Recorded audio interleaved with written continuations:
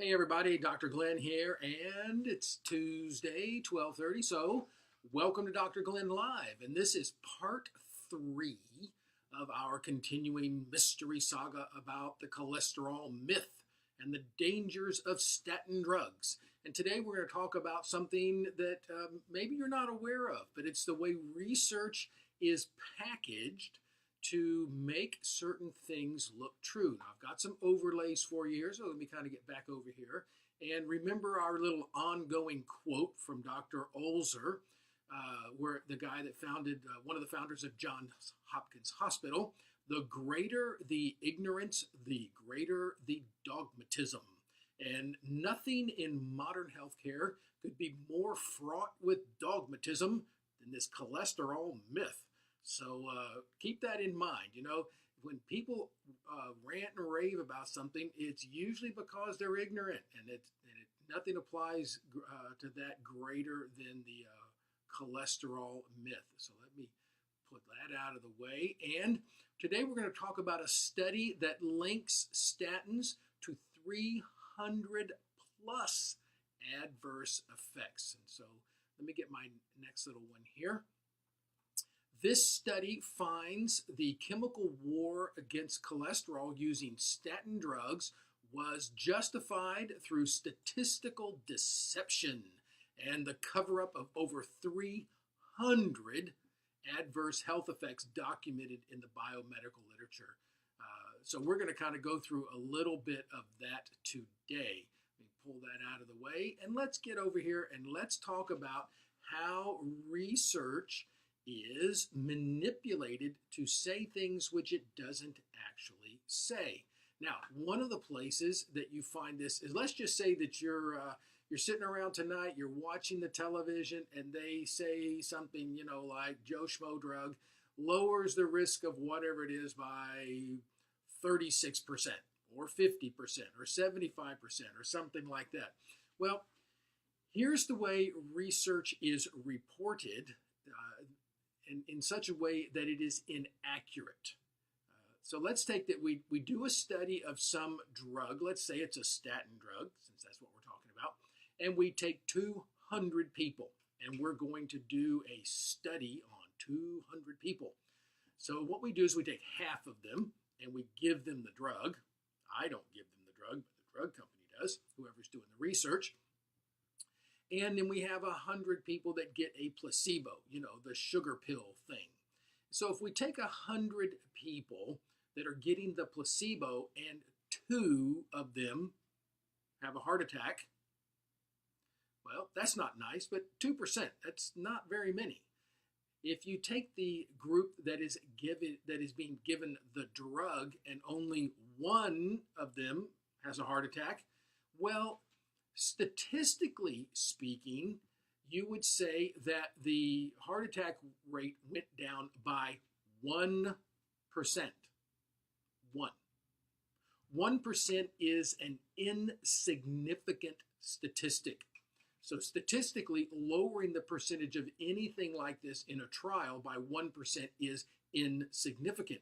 But if you're on television at 7 o'clock in the evening and you're trying to get people to go ask their doctor for their drug, by the way, but we'll come back to that in just a minute. And the heart attack rate goes from 2 to 1, even though it is statistically insignificant, it did go down by 50%. Now, my goodness gracious, who wouldn't sign up for lowering your risk of heart disease by 50%? So that's the way research into pharmaceuticals is often conducted, in such a way as to be deceptive. And since we're talking about advertising drugs on television anyway, let me ask you a question. Anybody out there in Facebook Live land, does anybody know the only 2 countries in the world that allow direct to consumer advertising for pharmaceuticals? They are the United States and, anybody know? Just type it in the box there if you know what it is. New Zealand. Isn't that weird? In every other country in the world, controlled drugs, pharmaceutical drugs, cannot be advertised to the general public. Now, you may think, well, why is that? Well, let me ask you something. Can you go out and buy whatever you want? Can you go out and buy some, oh, I don't know, what's one of them? Lexapro. Or how about, let's do one here that I've got. How about Crestor? Can you just go buy it if you want it? No, of course not. You can't go buy a controlled substance. You have to have a prescription from your doctor. So here's the way this works. We all know that doctors are pushed for time. So if you watch an advertisement on the TV one evening and it says that, dadgum, if you take this stuff, Crestor or one of these things, and it lowers your risk of heart attack by 50%, my goodness me. Wouldn't you walk into your doctor's office the next day and say, hey, I want some of that Crestor stuff? And of course, since your doctor's in a hurry and he wants to have lunch and go to the bathroom and, maybe check on his family or something like that, or her family as well, they're trying to get things taken care of. They're running behind. Dadgum, you just saved them, a few minutes. So, of course, well, let's try that and see how that works for you. Anybody ever seen an advertisement for Harley Davidson on Saturday morning during the kids' programs? No. You know why? Kids can't buy Harley Davidsons. They don't advertise then. What they're doing when they show you a pharmaceutical advertisement on the television is they are programming you to go into your doctor's office and ask for that drug by name. And that is how this whole thing is perpetuated. By the way, does anybody know when pharmaceuticals became legal to advertise on television in the United States? Well, I'll give you a hint.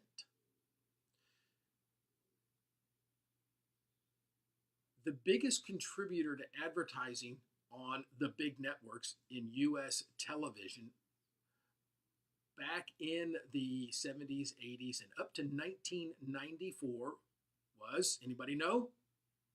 Cigarettes, tobacco. What became illegal to advertise on television in 1994? Tobacco. What became legal to advertise on television in the United States, making it one of only 2 countries in the world that allow direct-to-consumer advertisement for pharmaceuticals? That's right. Drugs became legal to put on television advertising in this country in 1994. Why? Because they had to give something to the networks, your big ABC, NBC, CBS, back when that was it. And they live off their advertising. And so they gave up advertising for tobacco in exchange for advertising for pharmaceuticals. You can't buy pharmaceuticals without a prescription. So when you see a drug ad, you can't go buy that stuff, but they're programming you to walk into your doctor's office and ask for it by name. So that is the whole thing going on about the way advertising is done and the way the data is twisted in order to get you to make a point that is actually not true. Now, there's research out that shows that all of these conditions are actually exacerbated by statin drugs. Muscle damage, 80 plus studies all prove that muscles are damaged by statin drugs. As a matter of fact, after my mom had her stents put in, she was told to take statin drugs. She took them for 2 days. Her muscles hurt so bad that she quit taking them. And I encouraged her to quit taking them. That stuff's not good for you. All right, nerve damage. 54 studies show that statin drugs damage your nervous system, including your myelin. And when myelin gets damaged, that's the part that you get when you go into multiple sclerosis and things like that. But what is your brain? Your brain, do you know that 25 to 30% of your brain is cholesterol? Do you think that lowering your cholesterol is a good thing for your brain? Of course it's not a good thing for your brain, which is why we have an epidemic of Alzheimer's and dementia. Liver damage, 32 studies show that statin drugs damage the liver. Endocrine disruption. Endocrine, if you don't know what that is, those are your hormones. People's hormones are all screwed up nowadays. 16 studies show that statin drugs mess up endocrine production. There are 9 studies that show that statin drugs are cancer promoting. And this one I want to actually read to you. So let me grab this. And here we go, right here. I'm going to come back and read you something else in just a minute. So here we go. Statins are linked to cancer. In at least 4 trials, statistically significant increases in cancer were found. Significant increases in cancer incidence and death in some trials. The minimum cardiovascular benefit is far eclipsed by the cancer mortality.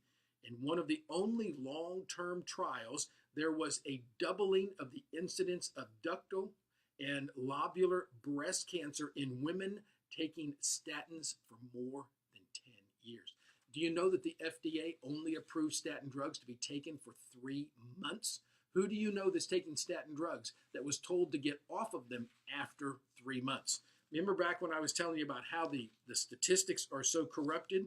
The Jupiter study of Crestor versus placebo resulted in increased fatal heart attacks in the treatment group. That is, the people taking Crestor had more fatal heart attacks than the control group. In the Ascot trial, which was Lipitor, they generated PR by saying that Lipitor reduced heart attacks by 36%.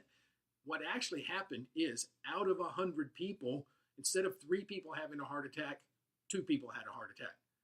1% is statistically insignificant. And in the HPS study, there was a 26 dropout rate prior to the beginning of the trial, which also demonstrated a 1% improvement with the treatment.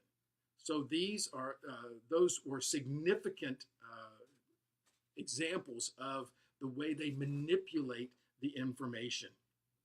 Now, the overall goal of this review here, let me put this up for you. I'm going to put it right there on the bottom.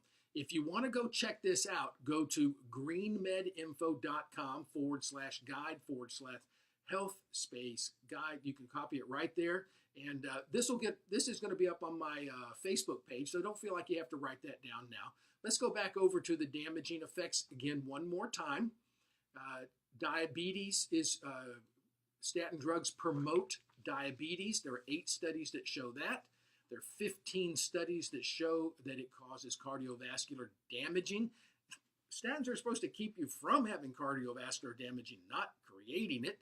And there's also 11 studies that show statin drugs contribute to iatrogenic birth defects. This is not good stuff. Statin drugs also destroy your CoQ10 production, which is vitally important in your production of energy, and it decreases your selenium levels. Now, if you've got a thyroid problem, and a lot of you that listen to me do, you know that selenium is absolutely critical to thyroid conversion of T4 into T3. So if you're taking a statin drug and you have a thyroid problem, it's like you're shooting yourself in the foot. You're not going to get better as long as you're taking this stuff. And hey, Millie, how you doing? Yes, exactly. Listen, statin drugs contributes to diabetes. It's just unbelievable. By the way, this is just since Millie just put that up, and thank you very much. Did you know that over 30% of people in North America now have diabetes? This is not good stuff. Okay, so the thing about statin drugs is there has been a massive cover up in the negative effects of these drugs, and these are things that you should not be taking. Now, next week, we're going to move on. I want to talk about some thyroid stuff next week. I'd also love to hear from you. If you want to just put something in the chat box down below or whatever, or if you'd like to write to me at drglennlive@gmail.com. If there's a topic that you'd like for me to cover, I would love to put that on my list, and I'd love to hear from you. So thanks for tuning in today, and hope you have a wonderful day. Bye.